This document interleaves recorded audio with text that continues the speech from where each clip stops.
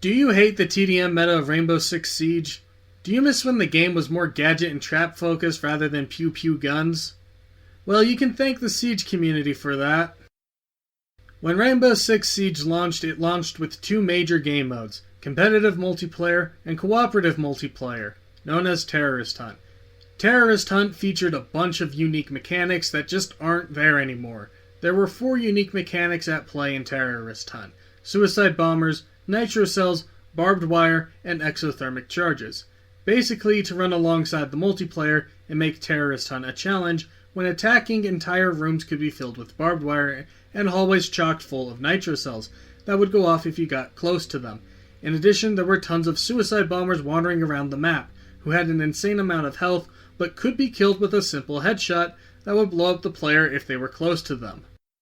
The barbed wire would slow the players down, and the Nitro Cells required you to clear them out to pass through without being blown up, all while having to fight against a bunch of AI enemies. So, why am I bringing this up? Why am I talking about a PvE mode in a game that's mostly PvP focused? Well, despite what a lot of people think, this mode essentially set the standard for how to play Siege. Sure, there aren't 300 HP suicide bombers in multiplayer, but that's not what they're supposed to be.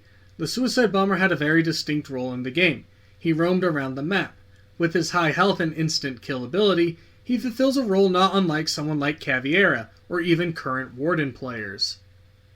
The bomber was easy to counter if you used a drone. You could find him, ping him, and be good to engage him. But even if you didn't, the game still had a way to help you counter them.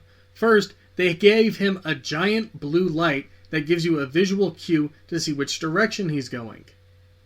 And, if that's not enough, he has a little thing called Vader Breath, where you can hear his breathing from a mile away, and he's massive. He clomps around the map. This character taught you one simple thing: recon and intel. Using drones you could find him, or in a panic you still had time to figure out where he was coming from. But with his removal, there's really no need to drone in Terrorist Hunt, which is partially why many players don't drone during prep phase, and even why so many players don't drone before entering a window or doorway.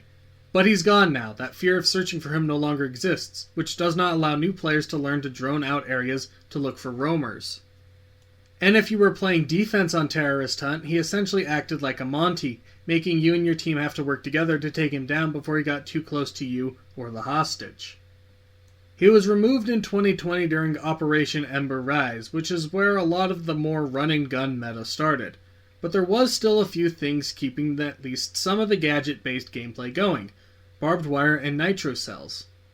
Now, to be fair, barbed wire is still in Article 5, so you will get slowed down by it, but it's limited and it doesn't cover entire rooms anymore, only entrances and choke points. Barbed wire isn't lethal by any means, but it did slow the player down and made a loud rustling noise that acted almost like a proximity alarm. It's easy to get rid of, but it alerts the enemies, so you can go around it instead. Nitro Cells were a little different. They'd cover hallways and choke points, and, well, they were traps. They blew you up. They made a loud clicking sound and have a flashing light on them.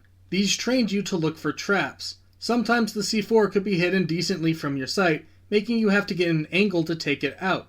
This was a great way to practice against gadgets and traps like entry denial devices or Fenrir's FNAT mines. The C4 was loud and noticeable, so it wasn't like you could get blindsided by it.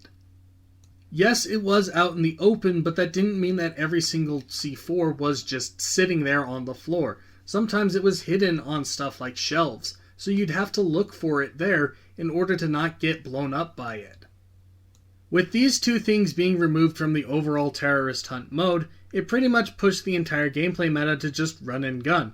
When the mode is called Training Grounds and lacks anything that lets you practice against things you can see in multiplayer, it's no wonder that people just view the game as a run-and-gun shooter, a TDM-style game. The last thing I mentioned were Exothermic Charges. Now, barbed wire bombers and Nitro Cells are all still in situations, the single-player missions, but the Exothermic Charges are not. They're only in the tutorials now for some reason.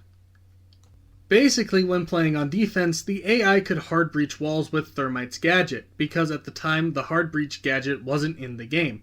With its removal alongside the C4 and barbed wire, it really made learning how to counter a hard breach irrelevant. I can't tell you how many times a breach comes to a reinforced wall and no one checks it or watches the breach.